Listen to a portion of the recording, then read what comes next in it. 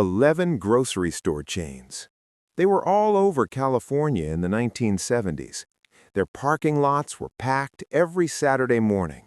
Their names were on your mom's shopping list, handwritten in pencil, tucked into her purse next to her car keys. And then they were gone. Not overnight, not dramatically. They didn't vanish the way things vanish in movies. They disappeared the way most things disappear. Slowly, then completely. One merger at a time, one buyout at a time. One Saturday morning you showed up and there was a different name on the sign, and you stood there in the parking lot thinking, wait, wasn't this supposed to be something else? These are 11 of them.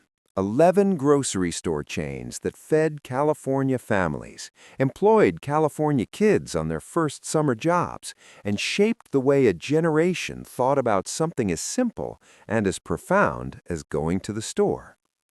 Before the mergers, before the megastores, before the self-checkout and the loyalty app, and the parking lot the size of a small town, the California grocery store was a different kind of institution.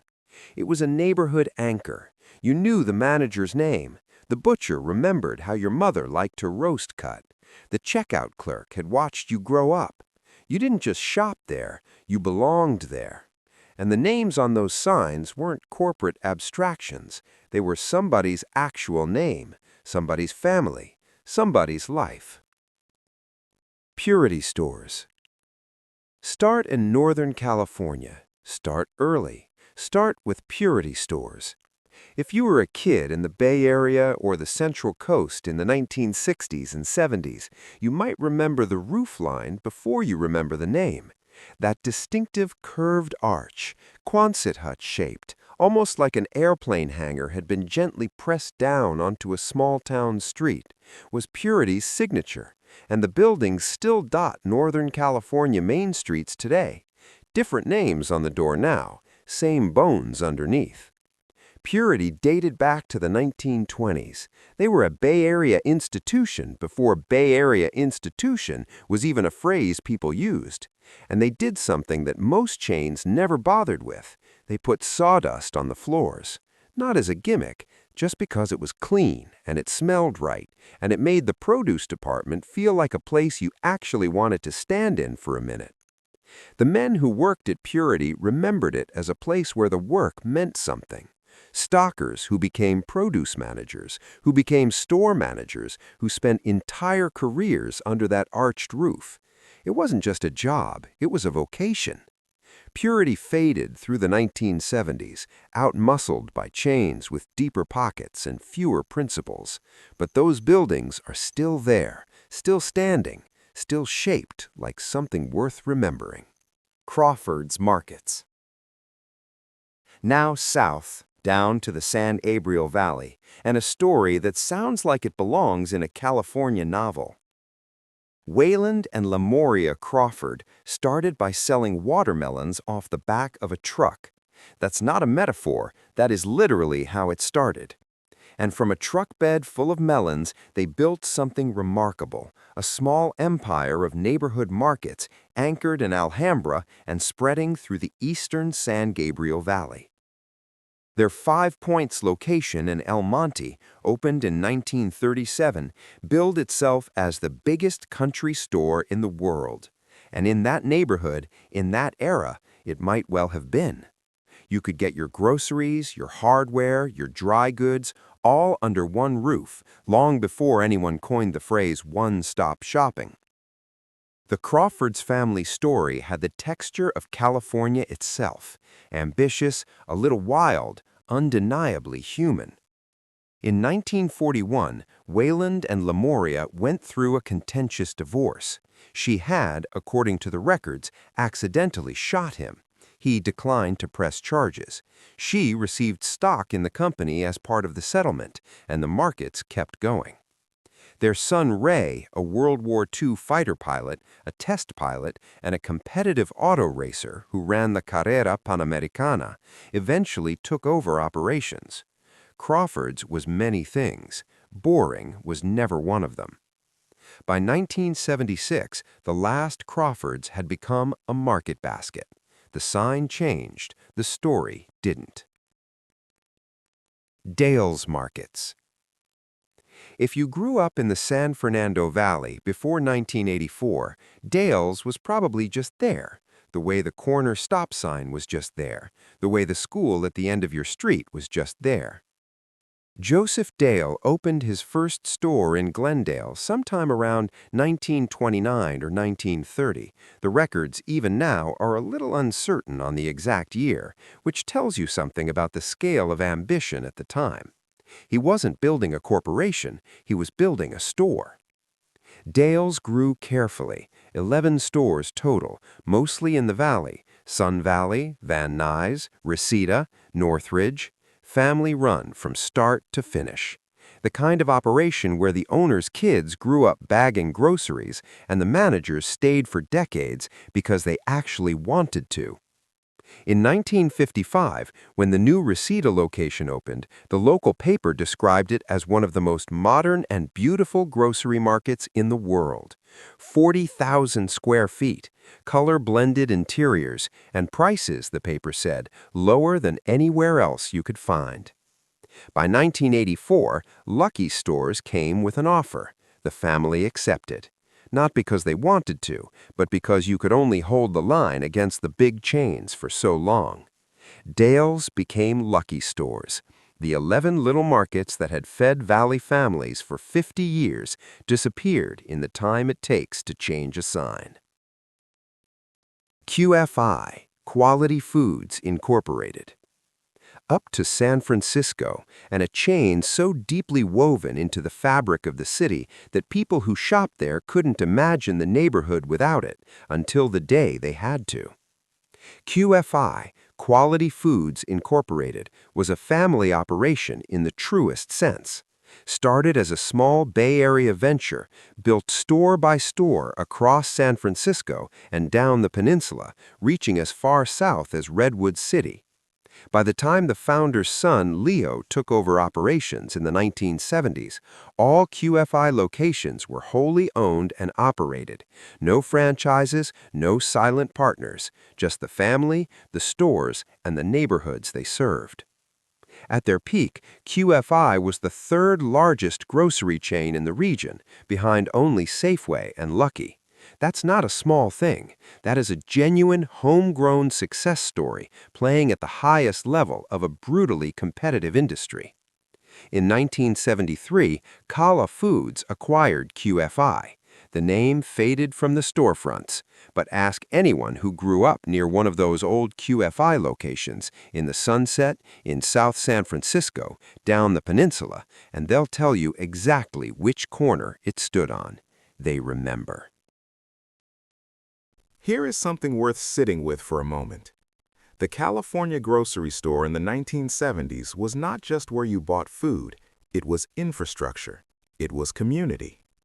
In the decade before the mall became the social center of suburban life, before the multiplex and the big box store and the strip mall with the chain restaurants, the grocery store was where you saw your neighbors, where you ran into your kid's teacher, where your mother stood in the produce aisle for 20 minutes talking to someone she hadn't seen since the school year ended.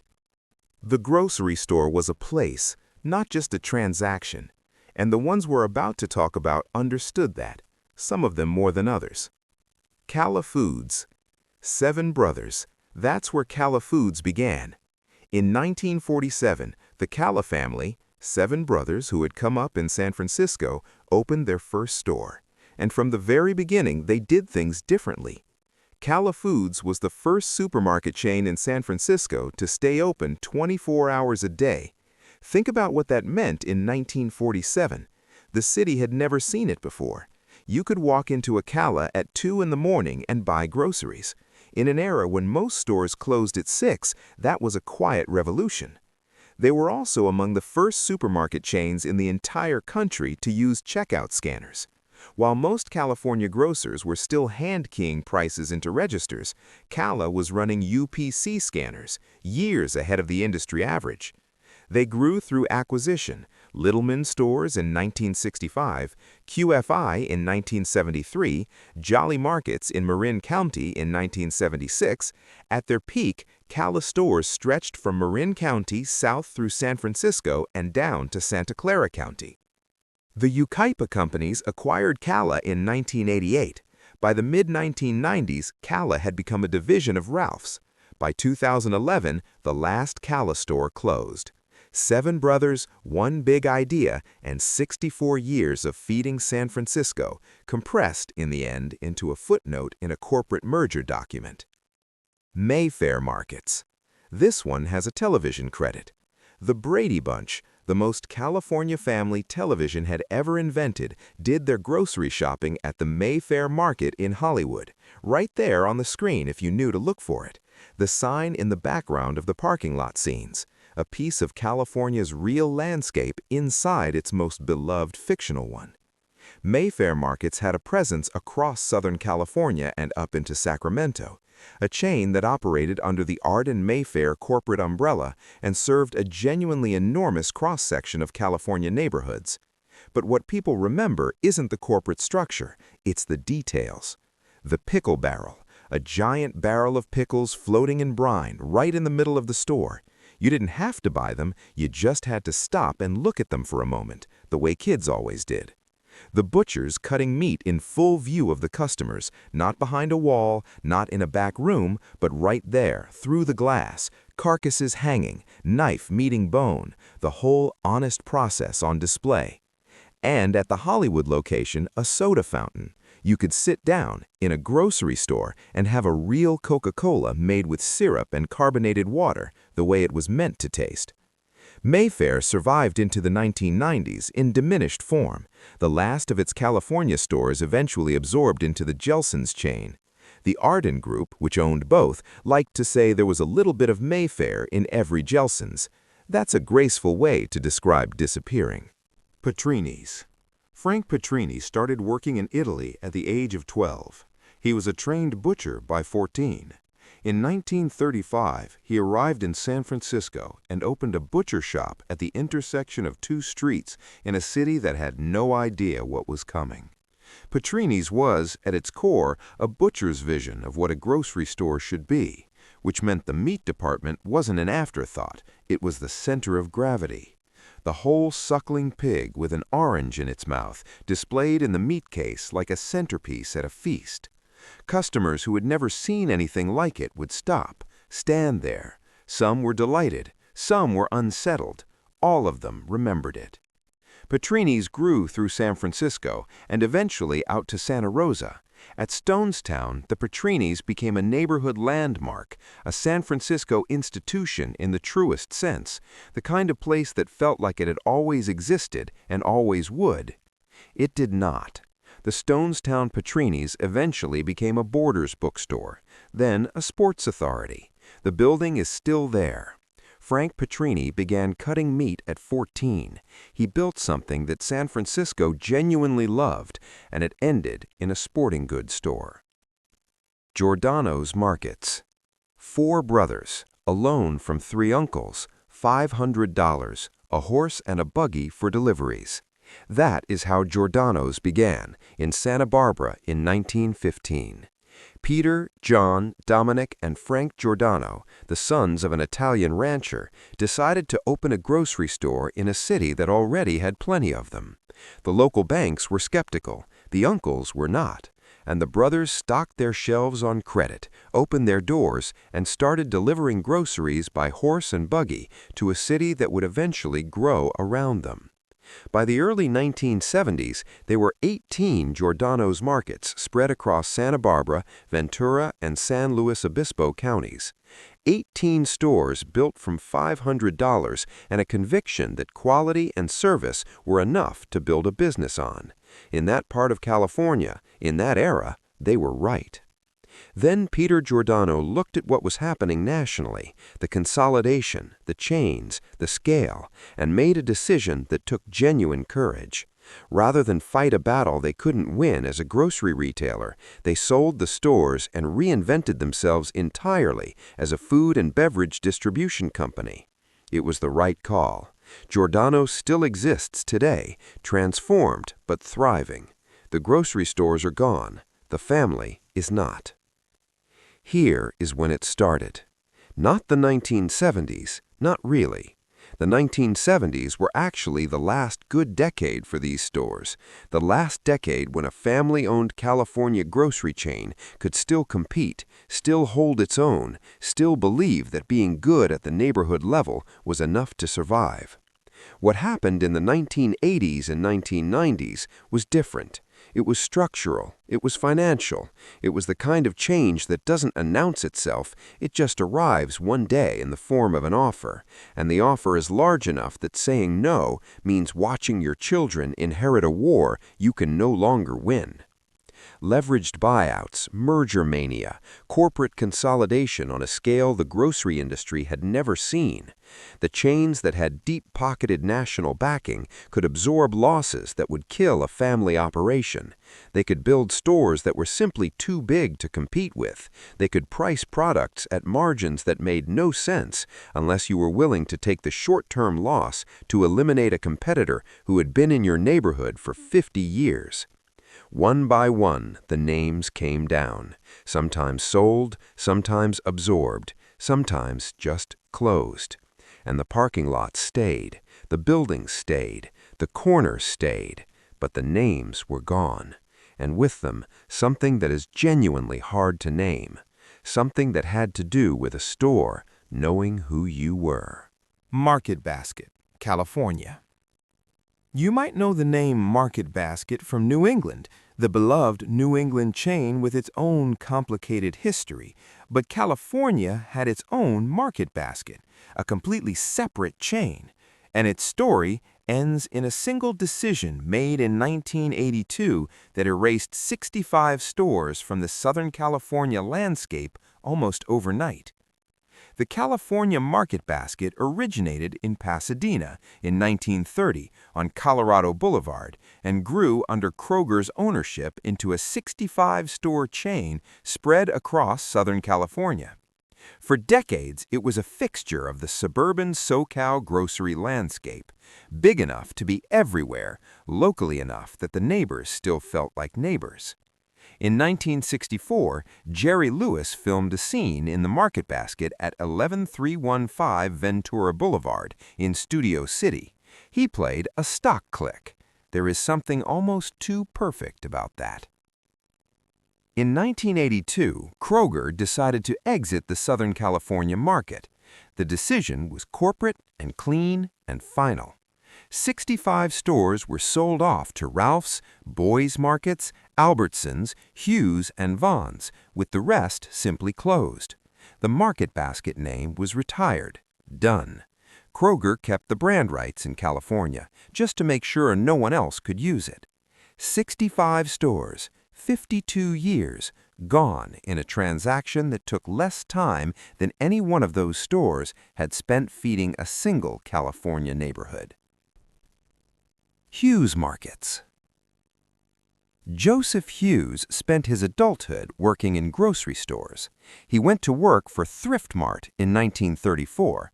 He stayed for nearly 20 years.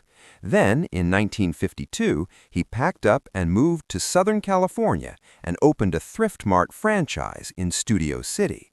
But the franchise wasn't what he was building toward. What he was building toward was his own name on the sign. In the mid-1950s, he opened the first Hughes Markets in Granada Hills, then a genuinely rural corner of the San Fernando Valley, and something became clear almost immediately. Joe Hughes knew exactly what a grocery store should be. He never tried to be everything. He never opened a pharmacy wing or a garden center or a bank inside the store. He ran grocery stores. Exceptionally good grocery stores with quality produce and a meat counter that people drove past closer options to get to. And when offers came, because they always came, he said no. For 40 years, Hughes Markets said no to every merger, every acquisition, every buyout offer.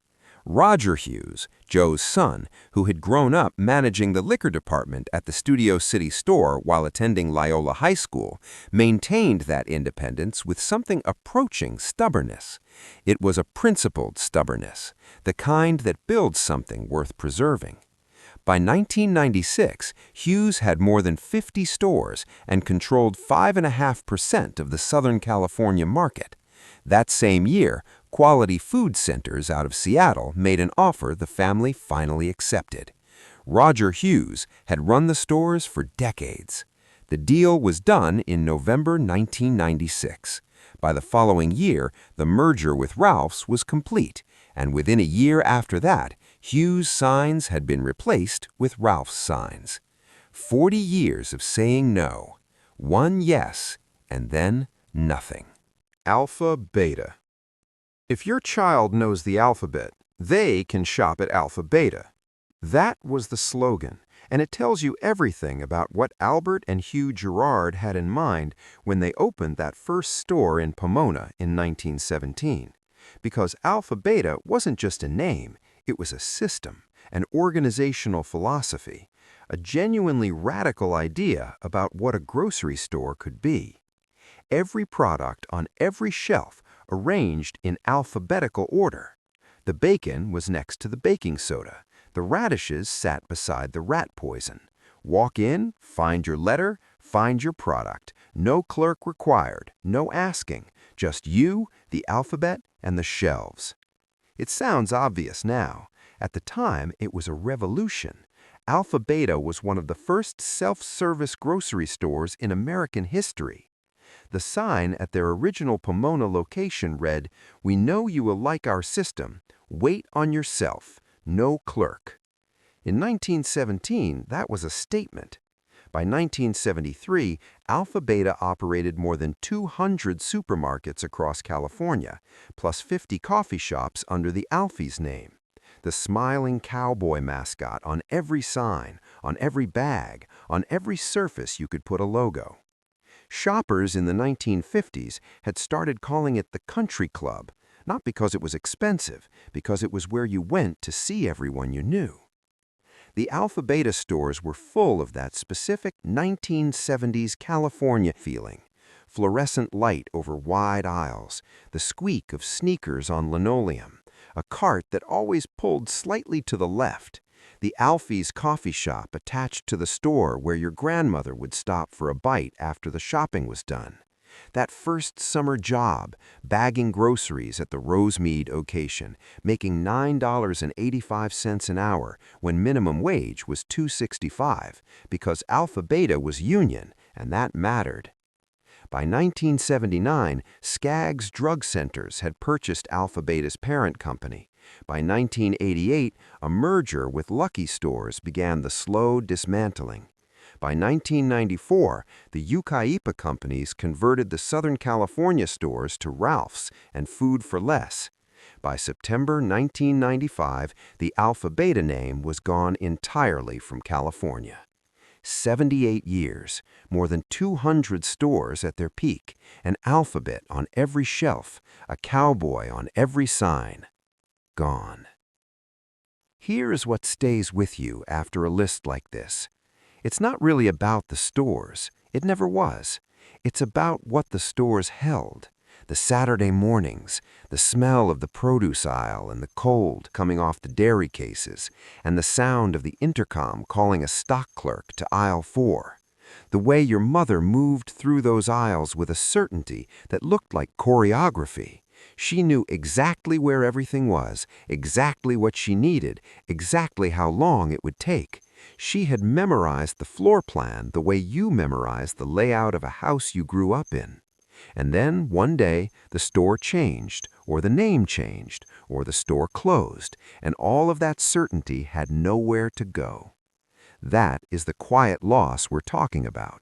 Not the corporations, not the balance sheets and the leveraged buyouts and the antitrust filings.